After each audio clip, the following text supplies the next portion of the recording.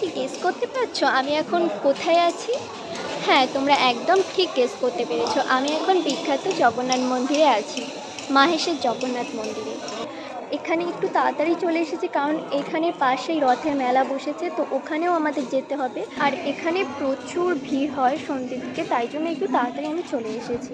এখানে যদি তোমরা আসতে চাও তাহলে সারা বছর এখানে খোলা থাকবে, আর মেলায় যদি আসতে চাও তাহলে 1 মাস খোলা আছে, 30শে জুলাই অবধি খোলা। তো তোমরা একদিন সময় করে চলে এসো। হ্যাঁ, এখানটা আজকে ঘুরে দেখাবো তোমাদেরকে। তো মেলাতেও যাব, কী কী কিনেছি, কী কী বসেছে মেলাতে, সব কিছুই দেখাবো তোমাদেরকে। তো চলো ভিডিওটা শুরু করা যাক প্রভু জগন্নাথের দর্শন দিয়ে।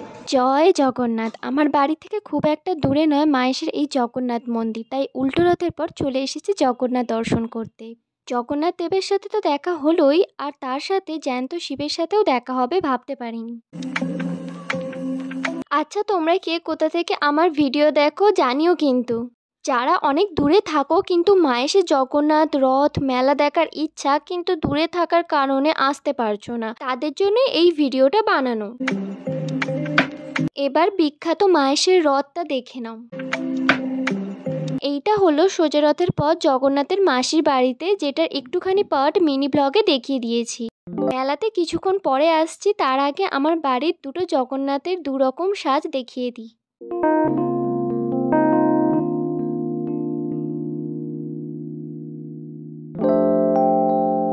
মাঝখানে একটু বলে দিই, এই ভিডিওটা রথের দিন করেছিলাম মিনি ব্লগের জন্যই, কিন্তু মেন রথের জায়গার ভিডিওটাই কোনো প্রবলেমের জন্য ডিলিট হয়ে গিয়েছিল, তাই আর মিনি ব্লগে পোস্ট করা হয়নি। তো রথের দিন জিলেপি পাঁপড় ভাজা খেয়েছিলে কারা কারা, হাত তোলো তো। এবার মেলা ঘোরার পালা শুরু, যাওয়া যাক।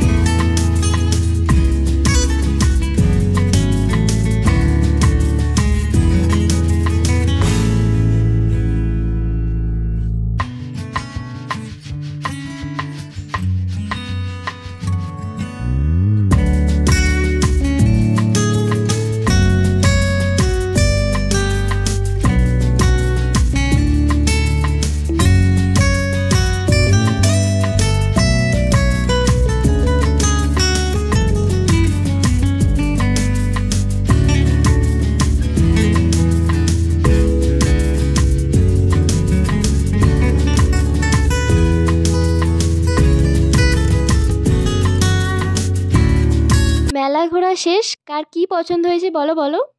এই দেখো আমি একটা ব্লু ল্যাগুন মকটেল খেয়ে নিচ্ছিলাম, যেটার দাম পড়েছিল 50 টাকা। আর কিছু খাইনি সেরকম মেলা থেকে। আর কি কি কিনেছি দেখো, এই দুটো ক্লিপ কিনেছি, একটা ফোনের কভার কিনেছি, একটা ইয়াররিং, একটা ব্যাগ কিনেছি, আর রেইনবো কালারের এই ছোট্ট ছোট্ট ক্লিপগুলো কিনেছি। জানি ভিডিওটায় তোমরা খুব বোর ফিল করেছো, তবুও বলবো একটা সাবস্ক্রাইব লাইক তো ডিজার্ভ করি এত খেটে ভিডিও তুলে আনার জন্য।